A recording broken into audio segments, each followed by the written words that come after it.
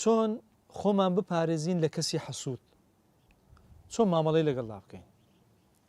یەکەم چەند خاڵەکەنە باسی دەکەین. یەکەمیان ئەگەر کەسێکی حەسوودت بینی بە هیچ شێوەیەک باسی سەرکەوتنەکانی خۆت ناکەی، بڵێ منەها ئەوە سەرکەوتن بەدەستینە، ها بڕوانامەی فلانم بەدەستینە، ها ئەو شتم کردیە ئاوام کردیە، ئەتوو ئەسوور دەزانی و حەسوودە، حەسوودیت پێدەبا، لە کەدارت دەکا، لە کەسایەتی با بڵێن کەم دەکاتەوە. چونکە یەک لە سیفەتەکانیش ئەوەی کە باسمان کرد دایمەن شتی توی بەلاوە بچووکە کەم دەکاتەوە. ئەتوو چەندە دڵت خۆشە ئەو یەکسەر بچوکی دەکاتەوە دڵت ناخۆش دەکات، بۆ باسی دەکەی کەواتە باسی مەکە، چونکە ئەو هەستە نەرێنیە لە بۆ دروست دەکە دوایە دوجار بە زیان لە بۆ توش دەشتێتەوە. ئەوە خاڵی یەکەم. خاڵی دووەم باسی خۆشی و شادیەکانی خۆت ناکەی، لەگەر خێزانت مەسەلەن بەختەوەری، لەگەڵ خوشکەکەت زۆر بەختەوەری، لەگەڵ هاوڕێکەکەت زۆر بەختەوەری، باسی شتانە ناکەی. هەرچ خۆشی و شادی هەیە بە نهێنی بهێڵەوە، بۆی کەسێک نێتن لەو لایە بەینتان تێک بدا، چونکە کەسی حەسوود لەو هەلانە دەخۆستەوە. خاڵی سێم هەوڵ بدە کاتێک کە کەسێکی حەسوودت بینی تەشجیعیکە، هانی بدە، برێ بۆ ئەوها بکە ئەوها بکە، ها خۆت بەرەو پێشەوە ببا، وەرە کتێب بخوێنەوە، وەرە ئەو هەنگاوانە ببڕە، ئەو لە خۆوە هەستێکی بۆ دروست دەبی کە نەوعەن ما ئەگەر ڕقیشی لێت بی وا دەکا لەمە دوا ڕقی لێت نەبی، وردە وردە ئەو هەستەی کەم دەکەیەوە، چونکە دەزانی ئەتوو پاڵپشتی دەکەی، تەشجیعی دەکەی، هانی دەدەیکە خۆی بەرەو پێشەوە بە لەو هەستە نەرێنیە لەو هەستە حەسوودەی خۆی کەم دەبتەوە، وردە وردە نایهێلی، کۆتایی پێدەینی. ئەوە جۆرەی دیکە لە مامەڵەکردن.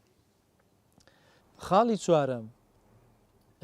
زۆر بەڕەقی قسەی لەگەڵ مەکە، یعنی ئەگەر هەوڵی دا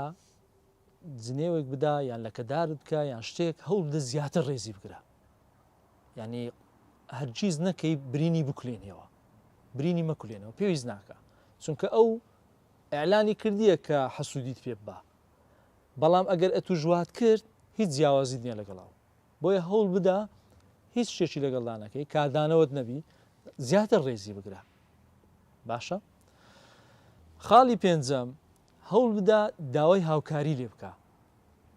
یعنی سوور دەزانی پێویستت بە هاوکاری ئەو نییە، بەڵام لەوەی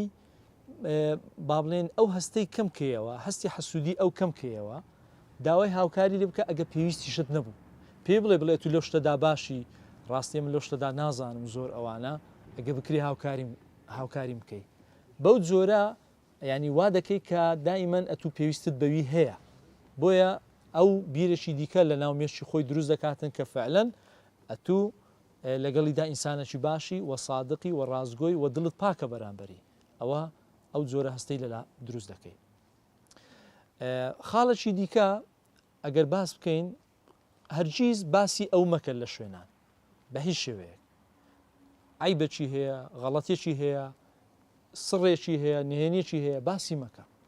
چونکە گەر باست نەکرد پارێزراو بووی خۆت بە دوور دەگری لەوەی کە ئەویش ناوبانجی تو بزڕێنی، بۆیە لە هیچ هەوڵمەدا ئەستان هەوڵ بدا مناقەشەشی لەگەڵدا نەکەی، گفتوگۆیەکی وای لەگەڵدا مەکە کە تێیدا 6 و 7 بی، هەوڵ بدە لیگەڕێ کە بە هیچ جۆرێک تەدەخولی مناقەشەی دوور و درێژی ئەو مەکە، لە کورتی بیبڕێنەوە، چونکە لە ئەسنای مناقەشەکردن احتیمالی هەیە زیاتر لە تو بڕەنجێ، زیاتر لێت تۆڕە بیتن.